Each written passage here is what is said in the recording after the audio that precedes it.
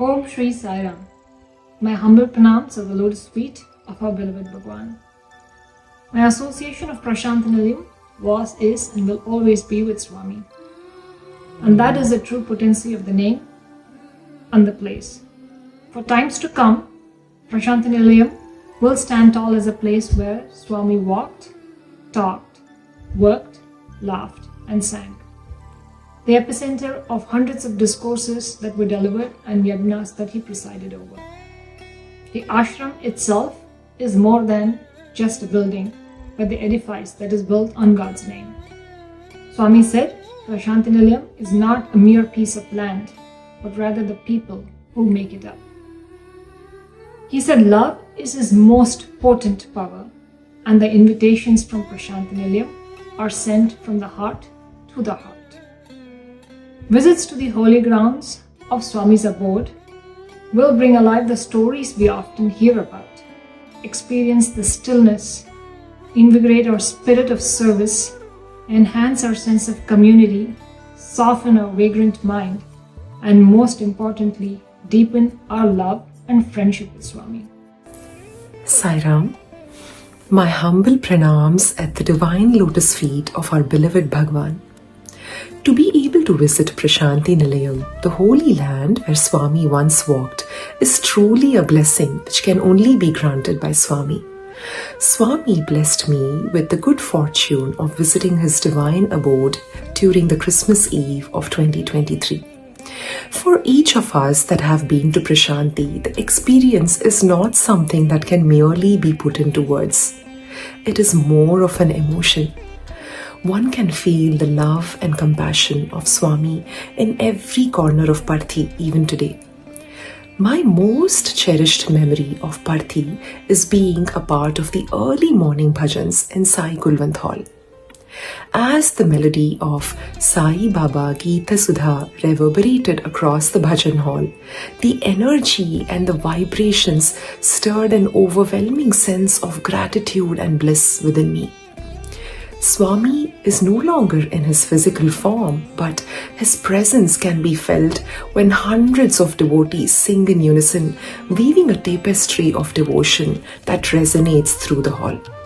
Om Shri Sai Ram. It gives me great joy to be able to recollect the greatness of Prasanthi Nilayam with you all today. To recollect the words of Swami on this subject, in one of the Padyams, Swami says, Vishwa Manava Koti Vijnana Mandang Vishwa Vidyalayam Vichatavarase, which means for the entire humanity to grant the supreme knowledge, a spiritual university has sprung up here. Shanti Saukyalanu Sarvadeshamunandu Velle Jilladi Vijnulichata Velase. All those spiritual scientists who are intent on spreading peace and prosperity to all the countries in the world gather here. Niyati Tappani Maha Nishtulu Bhaktulu Velu Lakshulu Kotlu Richata Velase. Swami says, those ascetics and devotees who never swerve from the path of truth gather here in thousands, lakhs and crores. Millions of them gather here. That is the greatness of Prasanthi Nilayam. And all those who are intent on any of these will gather there. For those of us who are born in this world who have not tasted Shanti, because the creation itself, though endowed with all the riches, all the joys, all the pleasures, lacks two essential spiritual ingredients. One being peace, the second being eternal happiness or bliss. Om Shri Sai Ram. Offering my humble salutations on the divine lotus feet, I would like to share my Prasanthi connection with you all. The joy of thinking about Prasanthi Nilayam, the joy of visiting Prasanthi Nilayam, and how our memories are always connected to Prasanthi Nilayam is something I would like to speak in the next few minutes. Beginning with my life a few decades ago, I was born in Sai family. My parents were Sai devotees. Even before I was born, Swami performed my grandparents' 60th birthday ceremony, Shashti Purti. They were devotees from Madhuri. Swami used to visit Madhuri. Swami has blessed my grandmother with Akshay Patra Vibhuti. However, all this is great when it happens in the family. But what is the relevance to us as a child who is growing up in the family? I was taken to Prasanthi Nilayam. I recall those beautiful days of staying, living, sleeping in Purnachandra auditorium area where it was all science, and my parents used to cook food right there, and we used to sleep there, and we'll cover our belongings, and Swami used to come and give darshan. I vividly remember Swami giving us the amritam, which used to be so sweet. As a child, anyone likes any candy, right? So it was such a unique taste to it, and it is like a immediate lock in your mind.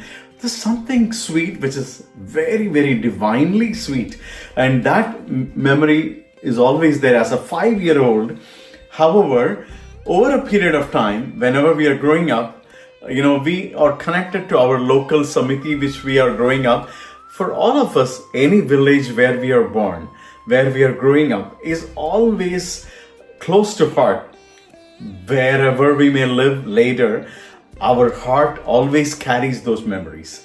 So in that context, when I was growing up in Neyveli, Swami visited that particular samiti which is locally located in Tamil Nadu interiorly somewhere, and Swami came and sat down on the same chair where we used to sing bhajans for, and Swami blessed all of us, and we got to chant Vedam when Swami was coming. And later I got an opportunity to sing in Sundaram in the divine presence, and that joy was limitless. When you're singing bhajan, Swami is walking and giving darshan and making so many people happy, and Swami is just standing and swinging to your bhajan on that beat is equivalent to nothing in this world, according to me, where that joy cannot be replaced with anything else. And I said, I'll go to Prasanthi Nilayam and study right there. And when I joined Swami's college, I was given the opportunity to sing at the Lotus Feet for 10 years. Sairam, been my privilege to know Swami and see Swami for the first time on a personal physical form level in 1997. Prior to that, I first saw Swami as a child in 1970 in Hyderabad when my grandmother took me to a discourse. She was not a Swami follower at the time. My family was not followers of Satya Sai Baba, and I had no experience with Satya Sai Baba until I met my wife. Her family were very devoted to Swami, and in fact had a Sai center in their home in Chicago. It is there that I was introduced to Swami and his teachings through pithy aphorisms that I saw that were placed all over the refrigerator door in their home, such as love all, serve all, duty first.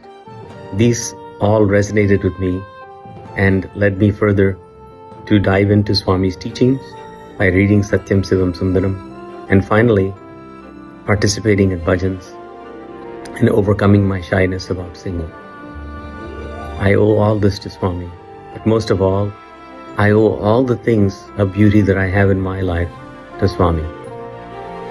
The beauty, love, and peace that he brings me every day, all I owe to him. Om Shri Sai Ram. My humble pranams at the lotus feet of our beloved Swami. Thinking of Prasanthi Nilayam is just like thinking of our home, especially our mother, Swami. We all think of our mother in pain or sadness. That is where I knew everything would be taken care of.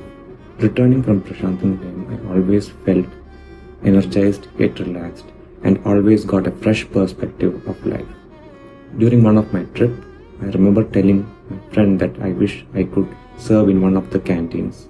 On my next trip, a Sevadal devotee comes from nowhere and asks me if I'm interested to serve food at the Western canteen. I felt that Swami blessed me with this opportunity as I have interest in cooking, specifically Western cooking. This Seva taught me the principle of Brahmarpanam, the significance of it, preparing serving food with purity. Being physically away from Prasanthi Nilayam, my daily connect with Swami has been through Radio Sai. During my commute to office, his discourses, bhajans, etc. helped me keep the calmness and stillness in the ever-changing world. One of the sweetest memories for me is the postcard with Swami's photo. It was during my first trip where I made this postcard back home. I myself forgot about this, and it did not even arrive weeks since I was back home after the trip. One day when I was feeling low, I prayed to Swami, not knowing how to get out of the gloom, and asked him to acknowledge his presence. In the next minute, a postman rings the doorbell and hands me the postcard. Swami says the distance between you and me is the same as the distance between me and you. I pray to Swami that he enables us to see him in anything and everything, so that we may feel his presence always. Jai Sai Ram.